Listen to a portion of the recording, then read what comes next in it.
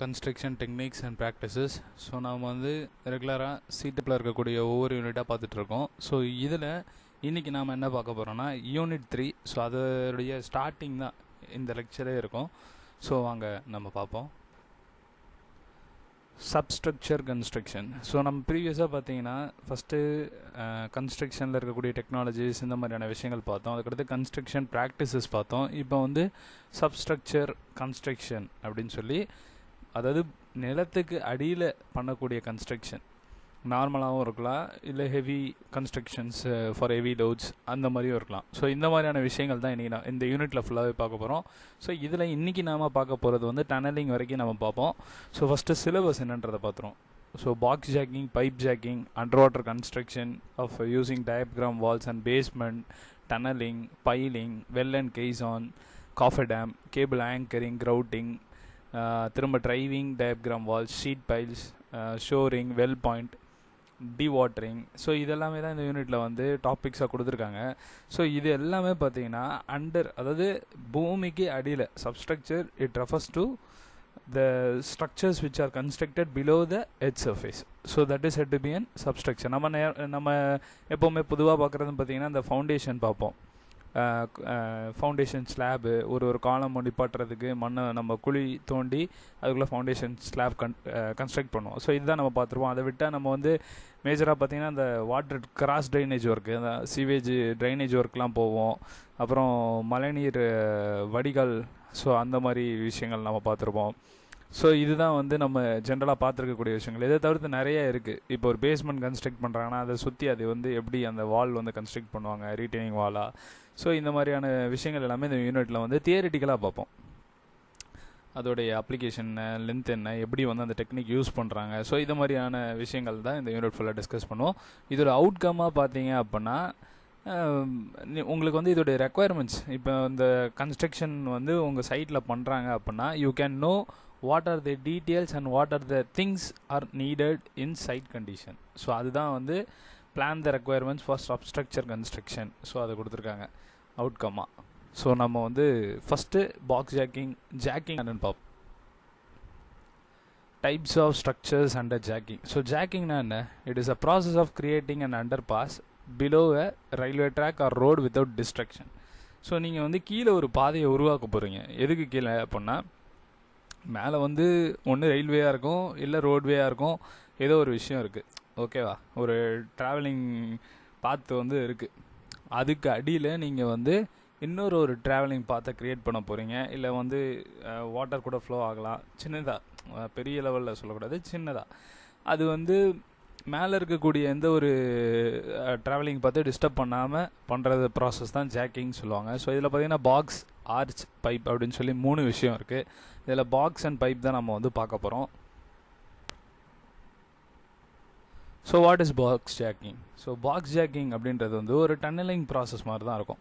So ஏதோ ஒரு இடத்துல, ஏதோ ஒரு சைட்டில் பார்த்தீங்கன்னா ஆர்சிசி பாக்ஸ் வந்து செஞ்சுருவாங்க. இல்லைனா சைட்டுக்கு நியர்பைலே இதை வந்து செஞ்சுட்டு இது என்ன பண்ணுவாங்கன்னா, சைட்டு, அதாவது இப்போ இந்த ரயில்வே ட்ராக் இருக்குது, இந்த ரயில்வே ட்ராக் அடியில் வந்து நான் வந்து இந்த பாக்ஸ் ஜாக்கை வந்து நான் ஃபிட் பண்ணணும். ஸோ இங்கே இது மூலயமா வந்து ஒரு அண்டர் கிரவுண்டு வே வந்து பீப்புள்ஸுக்கு கிடைக்கிது. ஸோ அது வந்து அவங்களுக்கு வந்து ரயில்வே ட்ராக்கை வந்து தாண்டி போகணுன்ற அவசியம் தேவைப்படலை.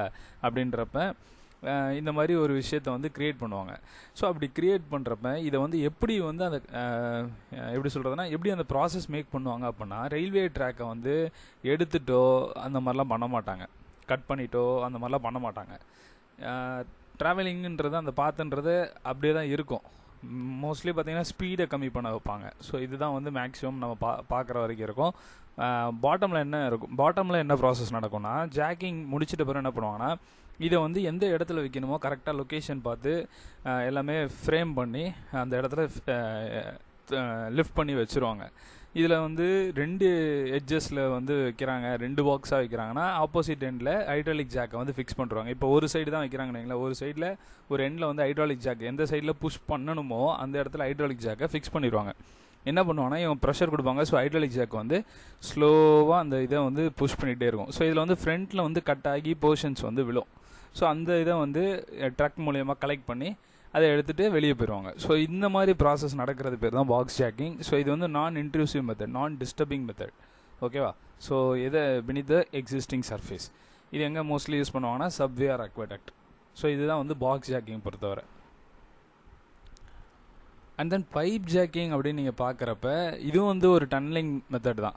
ஓகே, சேம் அங்கே நீங்கள் என்ன பார்த்தீங்களோ அதே மாதிரி தான் கிட்டத்தட்ட இருக்கும். ஆனால் ப்ராசஸ் வந்து இங்கே மாறி இருக்கும். ஹைட்ராலிக் ஜாக்கை வச்சு புஷ் பண்ணுறதும் இருக்குது. அதனால் இங்கே வந்து ட்ரில் பண்ணி எடுக்கக்கூடிய டெக்னிக்கும் இருக்குது. ஓகேவா, சாஃப்ட் சாயிலாக இருக்குது, இங்கே எந்த ஒரு டிஸ்டர்பன்ஸும் இல்லை அப்படின்னா, சின்ன நெட்ஒர்க் கன்ஸ்ட்ரக்ட் பண்ணுறாங்க அப்படின்னா you can go for jacking process. But டனலிங்கில் பண்ணக்கூடிய விஷயங்களும் இருக்குது. ஸோ டனலிங் சொல்லி நம்ம தனியாகவே பார்ப்போம். பைப் ஜாக்கிங்கும் டனலிங்கும் வேறு வேறு எப்படி சொல்லணும்னா ரெண்டுமே குழப்பிக்கும். ஆனால் பட் ரியல் டெக்கில் பார்த்தீங்கன்னா ரெண்டுமே வேறு வேறு. Tunneling is a huge process. Metro rail மாதிரி ஒரு கன்ஸ்ட்ரக்ஷன் பண்ணுறீங்கன்னா you need to go for tunneling. But you are going to do some drainage works or you are going to lay some pipelines for water distributing, then you can go for jacking. So அதுதான் வந்து இங்கே வந்து pipe ஜாக்கிங்காக use பண்ணுறாங்க.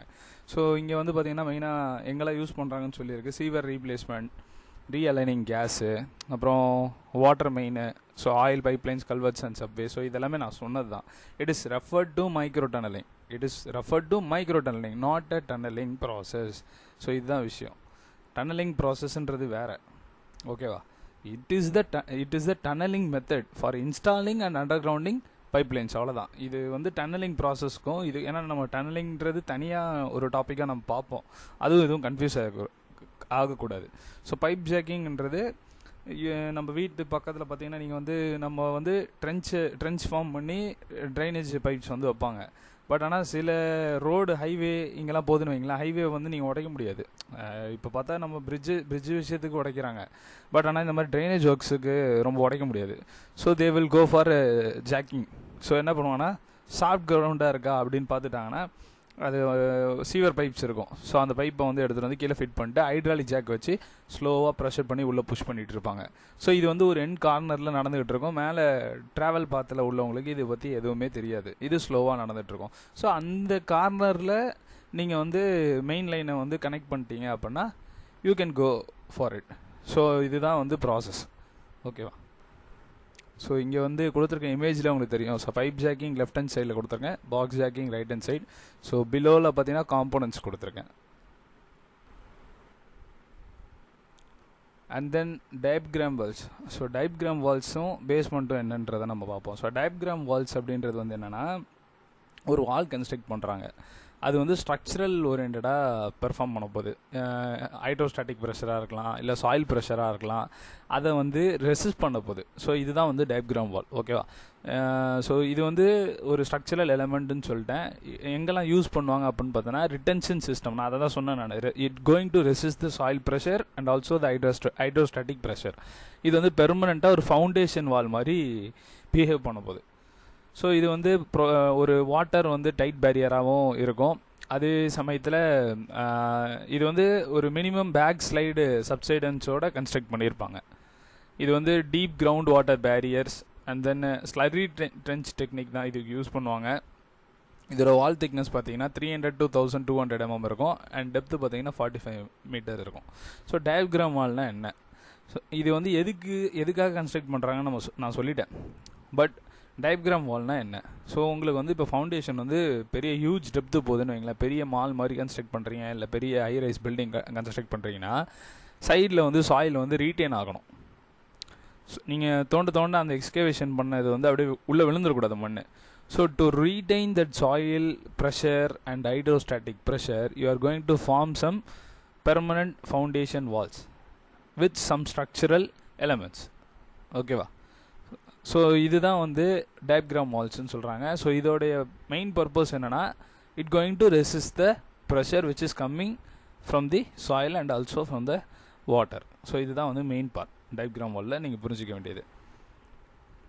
And then what are the methods in diaphragm wall? So first பார்த்தீங்கன்னா cast in place and second one வந்து precast. இது ஒன்றும் இல்லை, இது எப்படி மேட் பண்ணுறாங்கன்ற விஷயந்தான் இங்கே கொடுத்துருக்காங்க. So trench is discontinuous or panels இதில் கேஸ்ட் இன் பிளேஸில். அதுவே ப்ரீ கேஸ்ட்டுன்னு பார்த்தீங்கன்னா இது வந்து எப்படி பண்ணுவாங்கன்னா ஃபஸ்ட்டு வந்து ஒரு குழி தோண்டிடுவாங்க, சைட்டில் வந்து தோண்டிடுவாங்க.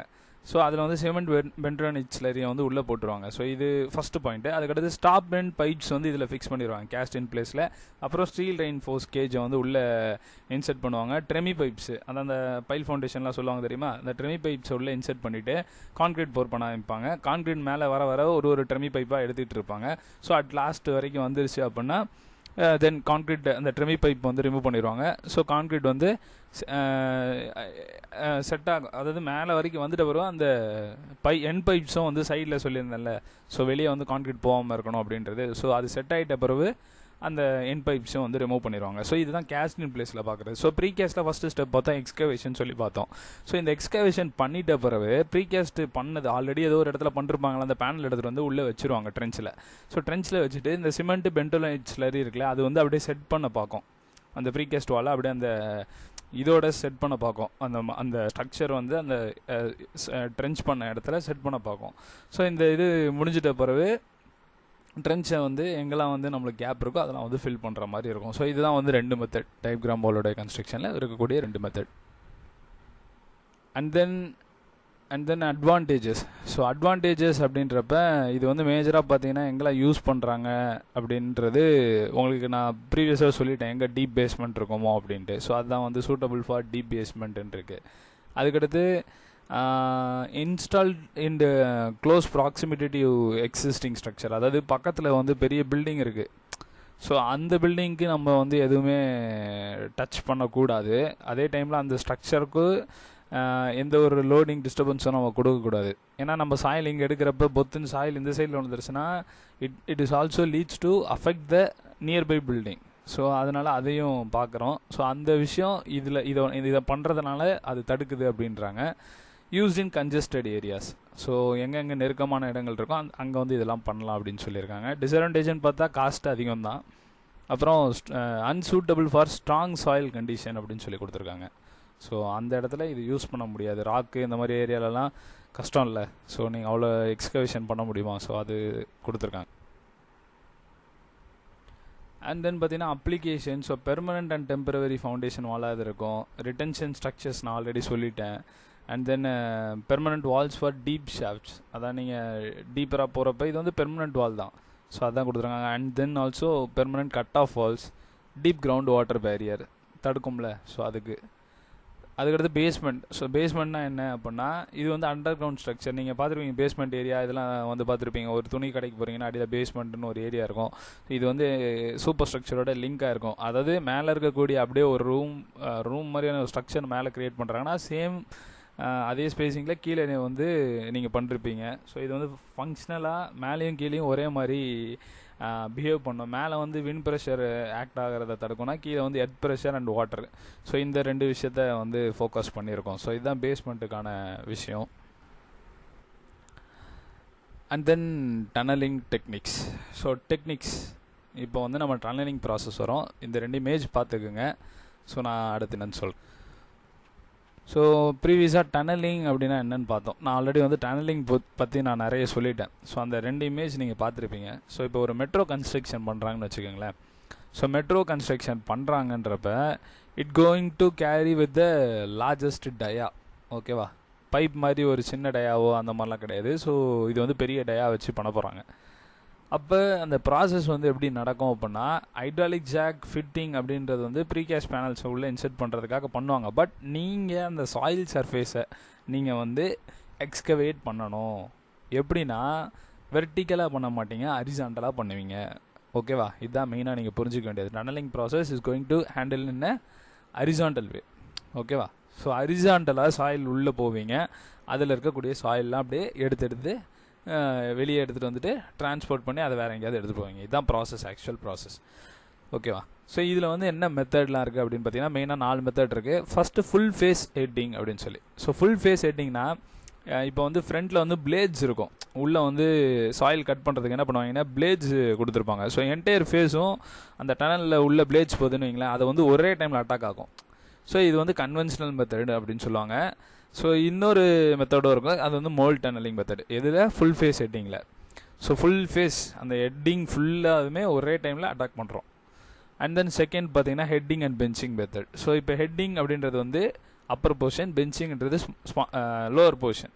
ஸோ டாப் போர்ஷன் வந்து ஃபஸ்ட்டு ட்ரில் பண்ணிடுவாங்க. அதுக்கடுத்து இந்த பாட்டம் போர்ஷன் இருக்குது தெரியுமா, அதை வந்து பிளாஸ்ட் பண்ணிடுவாங்க. ஸோ இப்படி கொண்டு வர ப்ராசஸ் தான் வந்து heading and பென்ச்சிங் method.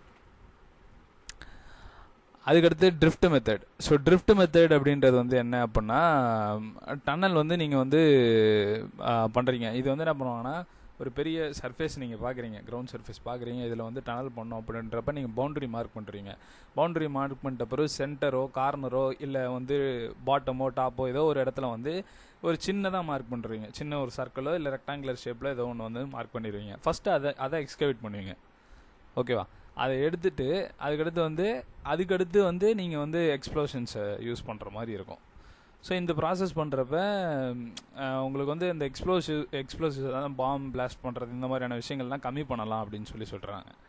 And then pilot tunnelling. So pilot tunnelling அப்படின்றது வந்து சென்டரில் ஒரு ஹோல் மாதிரி க்ரியேட் பண்ணுறாங்க. ஸோ அந்த ஹோலில் வந்து நீங்கள் வந்து எக்ஸ்ப்ளோசிவ்ஸ் யூஸ் பண்ணி அது மூலிமா நீங்கள் வந்து டனலிங் ப்ராசஸை ஒர்க் அவுட் பண்ணலாம். ஸோ இதுதான் வந்து நீங்கள் மண்ணை வெட்டி எடுக்க போகிறீங்க. எப்படி வெட்டி எடுக்க போகிறீங்க? பாம் பிளாஸ்ட் பண்ணி எடுக்க போகிறீங்களா, இல்லை ஜஸ்ட்டு அந்த பிளேட்ஸை மட்டும் வச்சு நீங்கள் எடுக்க போகிறீங்களா? ஸோ இதுதான் வந்து நீங்கள் இந்த 4 மெத்தடில் பார்த்துருப்பீங்களே. ஸோ இதுதான் என்டையர் டனலிங் ப்ராசஸையும் கூட. And then tunnel construction using drill and blast. So இதில் இருக்கக்கூடிய ஆப்ரேஷன்ஸ் சீக்வன்ஸாக கொடுத்துருக்கு. So setting up and drilling. So first setup பண்ணணும், ட்ரில் பண்ணணும். அப்புறம் explosive and fire, ventilation and removing dust. So டஸ்ட்டும் வரும்ல, நம்ம வந்து கட் பண்ண இல்லை பாம் பிளாஸ்ட் பண்ணுறோன்னா டஸ்ட் வரும்ல, ஸோ அதை ரிமூவ் பண்ணோம். லோடிங் அண்ட் ஹாலிங் மக்கு, அதாவது உள்ளேருந்து வரக்கூடிய ஸ்லரி பார்ட்ஸ்லாம் நீங்கள் வந்து எடுத்து மேலே டிரான்ஸ்போர்ட் பண்ணோம். ரிமூவிங் கிரவுண்ட் வாட்டர், நம்ம அடியில் தோன்றப்ப கிரவுண்ட் வாட்டர் வரும், அதையும் ரிமூவ் பண்ணோம். Erection of supports, placing reinforcement, கான்க்ரீட்டை லே பண்ணுறது, க்யூரிங் பண்ணுறது, ஷட்டரிங், ரிமூவல். ஸோ இதுதான் வந்து சீக்வன்ஸ் ஆஃப் ஆப்ரேஷன். ஒரு ஸ்டெப்பாக நடக்கும். இது முடியும் இது அந்த மாதிரி நடந்துக்கிட்டே இருக்கும். ஸோ இப்போ நம்ம ப்ரீவியஸாக பார்த்த அந்த ஃப்ளோ சார்ட்டில் இருக்கிறத கொஞ்சம் டீட்டெயில்டாக பார்க்குறோம். ஸோ ஃபஸ்ட்டு ட்ரில்லிங் அப்படின்னு சொல்லிட்டேன். ஸோ ட்ரில்லிங்கிறது ஹோல் வந்து ஹாரிசாண்டலாக நம்ம வந்து பண்ண போகிறோம். ஸோ இதை எப்படி யூஸ் பண்ணி பண்ணுவாங்கன்னா, ட்ரில் ஜம்போ அப்படின்றத வச்சு பண்ணுவாங்க. ஸோ இதை வந்து ட்ரிஃப்டர்ஸை யூஸ் பண்ணி கட் பண்ணுறாங்க. அதுக்கடுத்து வந்து வாட்டரை வந்து யூஸ் பண்ணி அந்த கட்டிங் ஹோல்ஸை வந்து ஃபார்ம் பண்ணுவாங்க இன்னும் ஃபர்தராக. இதுதான் வந்து drilling process. And then drill jumbo அப்படின்றது வந்து ஒரு கேரேஜ், ஒன்று இல்லைனா அதிகமான கேரேஜ் வந்து ஒர்க்கிங் பிளாட்ஃபார்மாக காலமோட சேர்த்து வச்சுருப்பாங்க. ஸோ இதுதான் வந்து drill jumbo. And then loading and firing. So loading and ஃபயரிங்னாலே புரிஞ்சிடும், ஃபயரிங்னா என்னன்னு தெரிஞ்சிடும் உங்களுக்கு. ஸோ லோடிங் அப்படின்றப்ப ஃபஸ்ட்டு ஹோல்ஸை வந்து ஃபயர் பண்ணிடுவாங்க. ஓகேவா? அதான் ஏதாவது எக்ஸ்ப்ளோசிவ் வச்சு. அதுக்கடுத்து வந்து அந்த பிரேக்கேஜ் ஆகிட்ட பிறகு you need to carry out those soil and those muck and you need to transport that. So இதுவும் வந்து எஃபிஷியன்ட் பார்ட்டு. ஓகேவா? And then ventilating and remove dust. So வென்டிலேஷன்றது கீழே மண்ணுக்கடியில் போகிறப்ப கொஞ்சம் டெம்பரேச்சர் எல்லாமே மாறுபடும், காற்று கிடைக்காது. ஸோ அதுக்காக நீங்கள் ஆர்டிஃபிஷியலாக ஃப்ரெஷ் ஏர் வந்து ப்ரொவைட் பண்ணணும். அப்புறம் பாய்சனஸ் கேஸும் இருக்கும், அதை நீங்கள் கன்சிடர் பண்ணி அது இல்லாமல் அந்த கேஸை வந்து நீங்கள் வந்து நல்ல விதமாக மாற்றுற மாதிரியும் இருக்கும். And then dust, bomb blast பண்ணுறீங்கன்னா டஸ்ட்டு வரும், அதுவுமே உங்களுக்கு வந்து மூச்சு பிரச்சனைக்கு வழிவகுக்கும். அது எப்படி வந்து நம்ம கண்ட்ரோல் பண்ண முடியும் அப்படின்னா, அது வென்டிலேஷனை வந்து வேக்யூம் இது மாதிரி அப்சார்ப் பண்ணுற மீடியம் ஒன்று வந்து கொடுத்தா கண்ட்ரோல் பண்ணலாம். And then dust control. So dust control அப்படின்றது பார்த்திங்கன்னா, நான் ப்ரீவியஸாக சொன்னது தான், வென்டிலேஷன் அந்த ப்ராசஸில் சொன்னது தான். ஸோ இதில் வந்து எப்படி அந்த வேக்கம் வுட்டை யூஸ் பண்ணுறது, அப்புறம் ventilation by exhaust method. Exhaust fans இருக்கும்ல, நேராக வெர்டிக்கலாக என்ன பண்ணுவாங்கன்னா ஒரு எக்ஸாஸ்ட்டு மீடியமை க்ரியேட் பண்ணுறாங்க, ஷாஃப்ட்டை. அதில் மேலே வந்து இந்த எக்ஸாஸ்ட் ஃபேனை ஃபிக்ஸ் பண்ணுறாங்க. ஸோ உள்ளே இருக்கக்கூடிய ஹீட்டு எல்லாமே வெளியே எடுத்துரும் அப்படின்னு சொல்லுவாங்க. ஸோ மக்பைல், அதுக்கடுத்து water is used while drilling. So சில இடத்துல வந்து ஃபோர்ஸாக வாட்டரை வந்து யூஸ் பண்ணுவாங்க, அப்போ தான் வந்து அந்த சாயில் வந்து பிரேக் ஆகும் அப்படின்னு சொல்லி. சில இடத்துல ஏர் யூஸ் பண்ணுவாங்க. ஸோ அதுவும் வந்து உங்களுக்கு ஏர் யூஸ் பண்ணால் உங்களுக்கு வந்து டஸ்ட்டு வரும், வாட்டர் யூஸ் பண்ணால் அந்த மக் மாதிரி ஃபார்மேஷன் இருக்கும். ஸோ ரெண்டுமே நீங்கள் எப்படி லோட் பண்ண போகிறீங்கன்றதான் அடுத்தது. ஸோ மக் லோடிங். ஸோ மக் லோடிங்கிறப்ப நிறைய வாட்டர் வந்து டனலில் வருதுன்னு வைங்களேன், ஆல்ரெடி கிரவுண்டில் இருக்கீங்க. ஸோ அந்த கிரவுண்ட் வாட்டரும் வந்து வரும், அதையும் ப்ரிவெண்ட் பண்ணணும், சேம் டைம் இதையும் ரிமூவல் பண்ணணும். ஸோ அதுதான் வந்து மக் லோடிங் ப்ராசஸ். ஆக்சிலரி எக்யூப்மெண்ட்டுன்றது இதை தவிர்த்து நீங்கள் வந்து எலக்ட்ரிசிட்டிக்காகவோ இல்லை கம்ப்ரஸ்டு ஏர் அதான் ட்ரில் பண்ணுறதுக்காகவோ வாட்டரை உள்ளே கொண்டு வரதுக்காகவோ ஏதாவது எக்யூப்மெண்ட்ஸ் தேவைப்படும்ல. ஸோ அந்த இதுக்கான கன்ஸ்ட்ரக்ஷன் ஒர்க்ஸு அதுக்கான அரேஞ்ச்மெண்ட்டு இதெல்லாம் மேக் பண்ணுறோம்ல, அதுதான் வந்து ஆக்சிலரி எக்யூப்மெண்ட் அப்படின்னு சொல்லுவாங்க. அண்ட் தென் இப்போ பார்த்தது வந்து கொஞ்சம் ஹார்ட் சாயில் ஸ்டேட்டில் பார்த்தோம். இப்போ வந்து சாஃப்ட் கிரவுண்டில் என்ன மெத்தட்ஸ்லாம் யூஸ் பண்ணுறாங்க. So 4 piling method, needle beam method, அப்புறம் 5 பீஸ் செட் மெத்தட் அப்படின்னு சொல்லி 3 மெத்தட் வந்து சாஃப்ட் கிரவுண்டுக்கு வந்து யூஸ் பண்ணுறாங்க. ஸோ இதோட உங்களுக்கு வந்து டன்னலிங் ப்ராசஸ் வந்து முடியுது. இதுக்கடுத்து நம்ம வந்து அடுத்து பைலிங் டெக்னிக்ஸ் அப்புறம் கெய்சான் இதெல்லாம் வந்து நம்ம பார்ப்போம். ஸோ நெக்ஸ்ட் லெக்சரில் அந்த டாபிக்ஸ் எல்லாமே நம்ம வந்து பார்ப்போம். ஸோ இதை தவிர்த்தும் கொஞ்சம் எக்ஸ்ட்ரா நோட்ஸ் வந்து நீங்கள் படிக்கணும். இதில் வந்து ஜஸ்ட் ரிவைசிங் மாதிரி கொடுக்குறேன். ஸோ இதை தவிர்த்தும் நீங்கள் எக்ஸ்ட்ரா நோட்ஸ் எடுத்து படிச்சிங்கன்னா இன்னும் இன்டெப்த்தாக உங்களுக்கு வந்து புரியும். தேங்க்யூ.